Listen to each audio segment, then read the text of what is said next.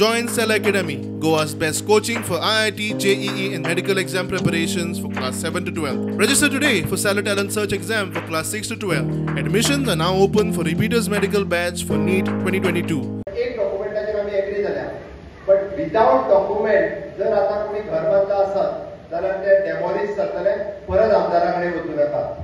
हांवें स्पष्ट सांगता, कित्याक तर पहिला कायदो येयल्या उपरांत खूब जाणांनी कस्टोडियल प्रॉपर्टी एनक्रोच करपाक सुरवात केली आहा. ज्याच्या कडेन कसलेच डॉक्युमेंट ना, एनक्रोच करून दुसऱ्याक विकपाची ही प्रवृत्ती कळोवपाक लागलेली आहा.